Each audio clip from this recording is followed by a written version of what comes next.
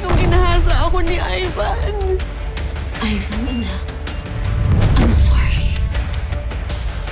Hindi ka pa din nag-iisip dahil kay Loco. Nakatakas ang hayop na yun kanina. Pati si Elsie at ang mga anak nila nakatakas. Matagal ko na dapat inunahan si Julio. Tatay siya ni Lolo. Ivan, gumising ka, please. Boss, hanapin mo ang puta ni Uma. Kung nasaan si Julio, nandiyan si Lolo.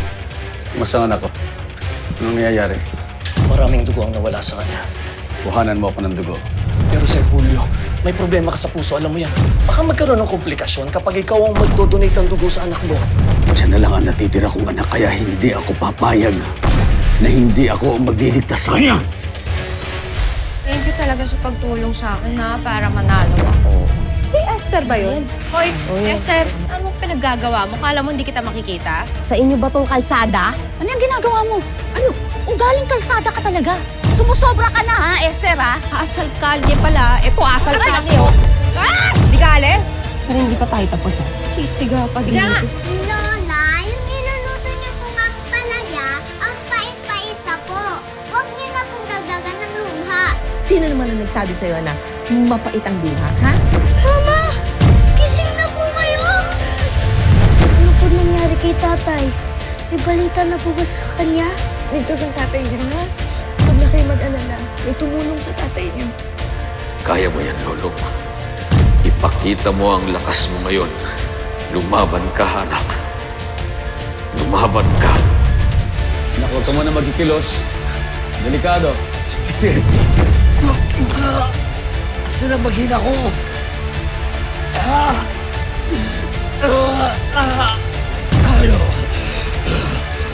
Isang milagro tong pagkabuhay mo na ito. kailangan ko silang magantihan. May panahon para dyan. Pero ngayon, magpagaling ka muna. Di talaga hinto hanggat meron gustong pumapuso.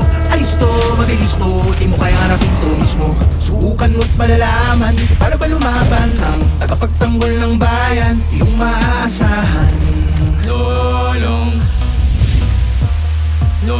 Pangil ng may niwala, nakatakutan, tsak na di ka nauulunan. Kahit na dehado siya pa rin sa huli ang nananalo. Basta't ikaw nasa tama, asahan mo ang mustisya. Kasama mo sa iyong laban, para ba lumaban ang tagapagtanggol ng bayan ng Maynila.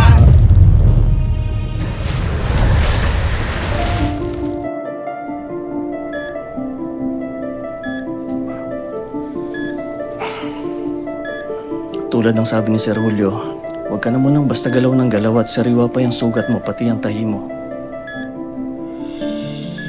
Wala akong pakialam sa mga sinasabi ni Julio.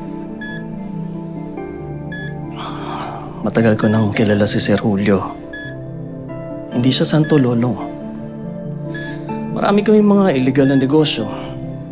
Marami na rin kaming napatay, pero alam mo, kung may isang bagay na mabuti kay Sir Julio, yun yung pagiging ama niya. Alam mo bang delikado para sa kanya na magbigay ng dugo? Dahil may kondisyon sa puso. Pero hindi siya nagdalawang isip na isalin yung sarili niyang dugo sa'yo para mailigtas ka, para mabuhay ka.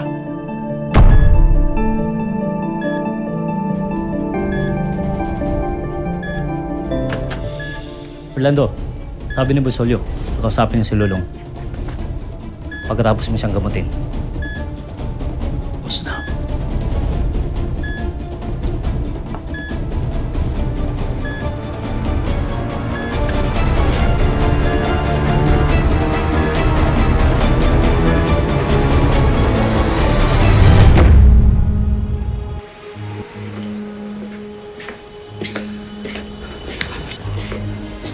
Oh, anong gagawin natin, Elsie?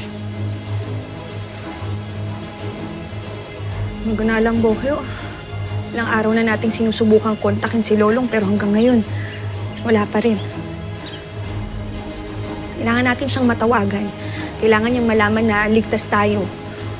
Ako, si Mimi at saka si Butchoy, siguradong nag-aalala na yun. Oo, pero paano nga natin gagawin yun? Hirap makahanap ng signal dito.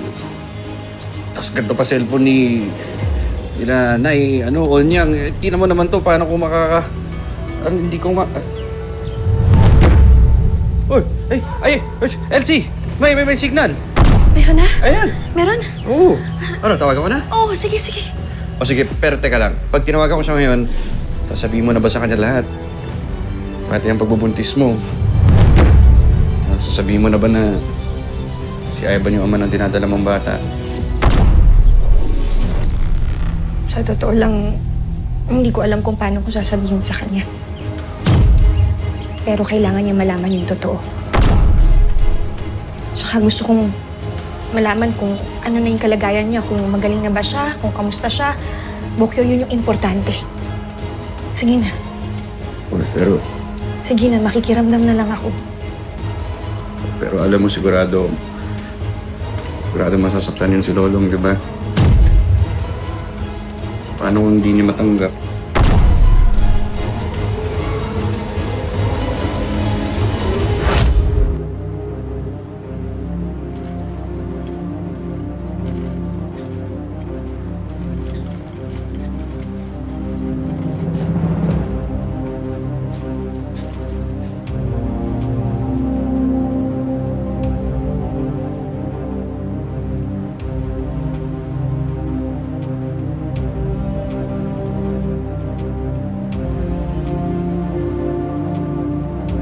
Hindi ko na nagawang tulungan ang kapatid kong si Manuel. Kagaya ni Karina, wala na rin siya.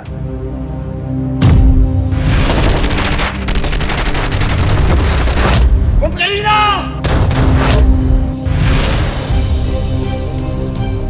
Ang kaibigan mong si Bokyo, hindi namin nakita ang katawan. Posibleng buhay pa siya pero hindi kami sigurado.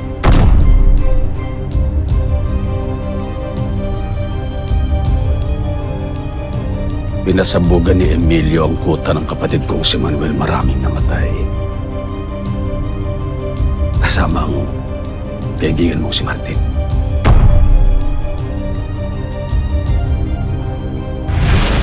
Kailangan mo ko sa mga susunod na panahon.